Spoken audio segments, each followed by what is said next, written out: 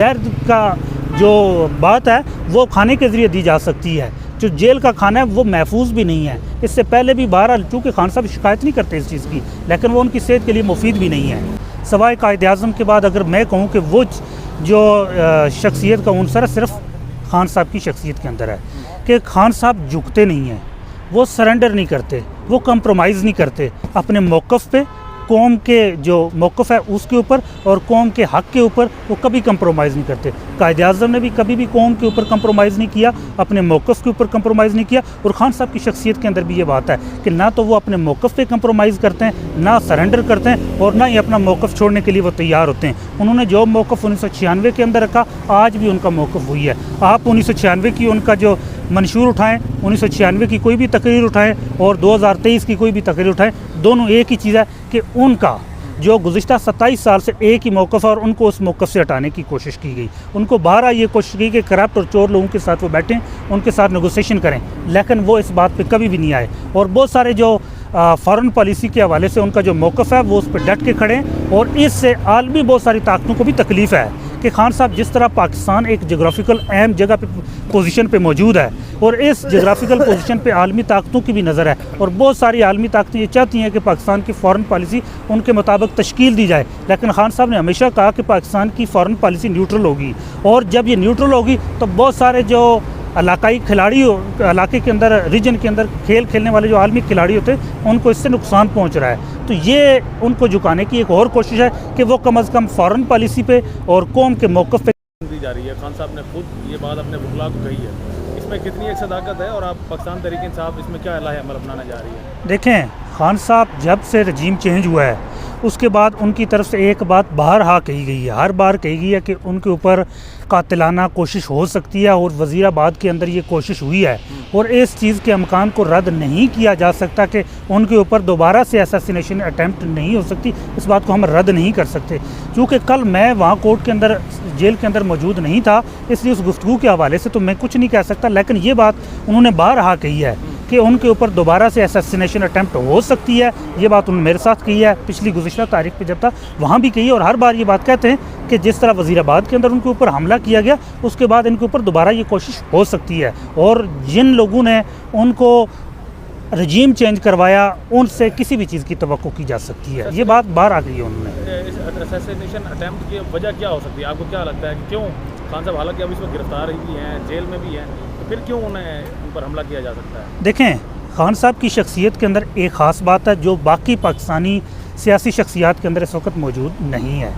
सवाए कायद-ए-आज़म के बाद अगर मैं कहूँ कि वो जो शख्सियत का उनसर सिर्फ खान साहब की शख्सियत के अंदर है कि खान साहब झुकते नहीं हैं, वो सरेंडर नहीं करते, वो कंप्रोमाइज़ नहीं करते अपने मौक़िफ़ पे, कौम के जो मौक़िफ़ है उसके ऊपर और कौम के हक़ के ऊपर वो कभी कंप्रोमाइज़ नहीं करते। कायद-ए-आज़म ने भी कभी भी कौम के ऊपर कंप्रोमाइज़ नहीं किया, अपने मौक़िफ़ के ऊपर कंप्रोमाइज़ नहीं किया। और खान साहब की शख्सियत के अंदर भी ये बात है कि ना तो वो अपने मौक़िफ़ पे कंप्रोमाइज़ करते हैं, ना सरेंडर करते हैं और ना ही अपना मौक़िफ़ छोड़ने के लिए वो तैयार होते हैं। उन्होंने जो मौक़िफ़ 1996 के अंदर रखा, आज भी उनका मौक़िफ़ वही है। आप 1996 की उनका जो मंशूर उठाएँ, 1996 की कोई भी तकरीर उठाएँ और 2023 की कोई भी तकरीर उठाएँ, दोनों एक ही चीज़ है कि उनका जो गुज़िश्ता 27 साल से एक ही मौक़िफ़ है और उनको उस मौक़िफ़ से हटाने की कोशिश की गई। उनको बारहा ये कोशिश की कि करप्ट और चोर लोगों के साथ वो बैठें, उनके साथ नेगोशिएशन करें, लेकिन वो इस बात पे कभी भी नहीं आए। और बहुत सारे जो फ़ॉरेन पॉलिसी के हवाले से उनका जो मौक़िफ़ है वो उस पर डट के खड़े हैं और इससे आलमी बहुत सारी ताकतों को भी तकलीफ़ है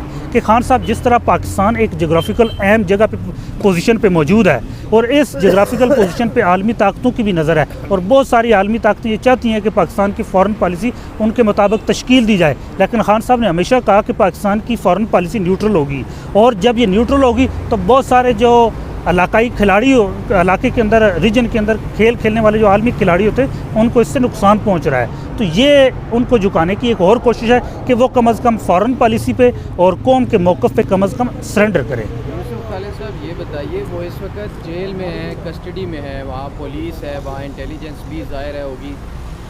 सरकार की कस्टडी में अगर जहर दिया जाता है और उनको कुछ होता है तो डायरेक्ट इल्ज़ाम तो उन्हीं के ऊपर जाएगा क्योंकि उनकी कस्टडी में और खाना भी उन्हीं का खा रहे हैं। वो इतने बेवकूफ़ या पागल कैसे हो सकते हैं कि अपनी कस्टडी में वो स्लो पॉइज़न करें जबकि खान साहब अगर बाहर आते हैं कभी तो टेस्ट हो जाएंगे, पता चल जाएगा। ये कैसे समझा जाए कि ये बात सही हो सकती है? इस पे आप क्या कहेंगे? इल्ज़ामात का क्या मकसद क्या है? कोई आप उनसे कोई मेडिकल चेकअप करवाना चाहते हैं? ये इल्ज़ामात नहीं है, ये जो बातें कही गई हैं कोई भी इल्ज़ाम नहीं है। हम ये जो बात कह रहे हैं, एक तो तारीख़ के तनाज़र में पाकिस्तान की जेलों की तारीख़ उठा के देख ली जाए, उनके अंदर क्या हुआ, जेलों के अंदर कैदियों के साथ, सियासी कैदियों के साथ क्या सलूक होता रहा। इवन मैं आपको तारीख़ में मिसाल दूं, भुट्टो साहब को जब जेल में रखा गया तो ये बात भी सामने आई कि जेल के अंदर उनको आखिरी टाइम में तशद्दुद करके मारा गया। अब ये चीज़ें भी मार्केट के अंदर, आपकी किताबों के अंदर, अखबारों के अंदर आज भी मौजूद है।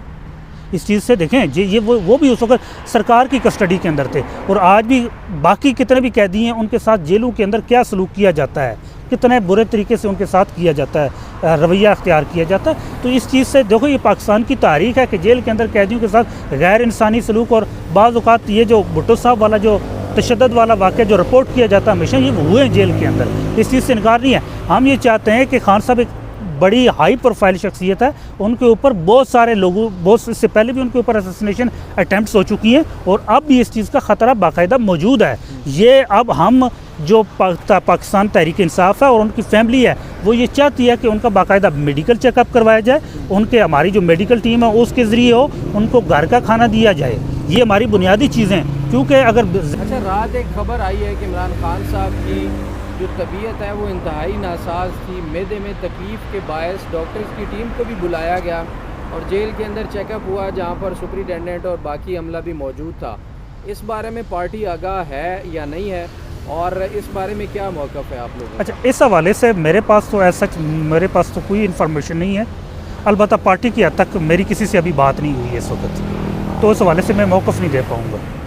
इस्लामाबाद हाई कोर्ट के चीफ जस्टिस आमिर फारूक की बात करें, पहले भी अदम एतमाद का इजहार किया था आप लोगों ने, लेकिन उसके बावजूद वो केसेस अब भी वही हैंडल कर रहे हैं पाकिस्तान तहरीक इंसाफ के सारे, और फैसले भी जिस तरह ज़मानत मुस्तरद हुई, क्या दोबारा से अदम एतमाद की जानिब जाएंगे या सुप्रीम कोर्ट में इस हवाले से कोई वहाँ पर आप लोग दरख्वास्त देंगे?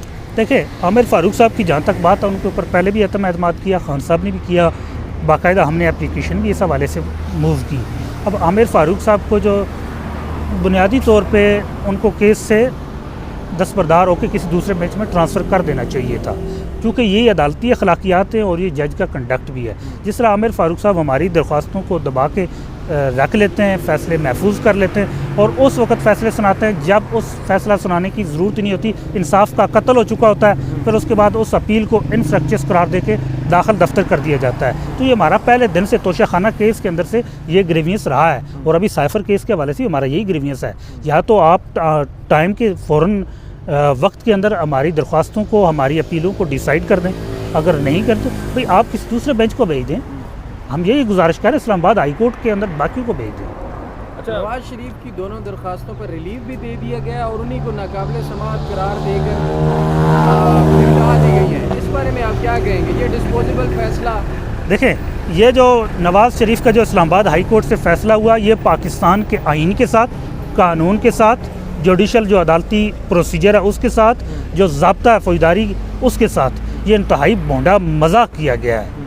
एक शख्स यहाँ मौजूद नहीं है, अटारनी के ज़रिए बेल फ़ाइल कर रहा है, उसको बेल दे दी जाती है। हमने जब फ़ाइल की हमें नहीं दी गई, खान साहब ज़ख्मी हालत में आए।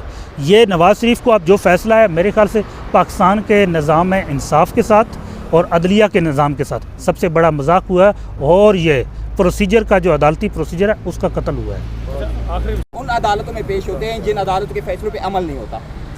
देखें, रियासत जो होती है 3 सतून पे कायम होती है, लेजिस्लेचर पे, कानून साज, एग्जेक्टिव इंतज़ामिया और जुडिशरी। देखें, अगर हम अदालतों के अंदर पेश नहीं होंगे, अदालतों का वक़ार नहीं बरकरार रखेंगे, अदालतों को मजबूत करने की कोशिश नहीं करेंगे, तो रियासत का जो तीसरा पिलर है वो गिर जाएगा। तीसरा पिलर गिरेगा, स्टेट पूरी गिर जाएगी। ठीक है, अदालतों के अंदर पेश होना, उनके वक़ार को बहाल रखना और उनकी मजबूती के लिए कोशिश करना, यही वकला का बुनियादी काम भी है, और यही हमारा वकला का एक बुनियादी मोटो भी है। तो ये रियासत का पिलर है, और ये बुनियादी पॉलिटिकल साइंस, पॉलिटिक्स के अंदर भी ये ज़रूरी है कि जुडिशरी बरकरार रहे, उसको गिराया ना जाए, जिस तरह गिराने की कोशिश की जा रही है। अदलिया के गिरने का मतलब रियासत पाकिस्तान का गिरना होगा, रियासत पाकिस्तान गिरने का मतलब आप समझते हैं। Thank you sir.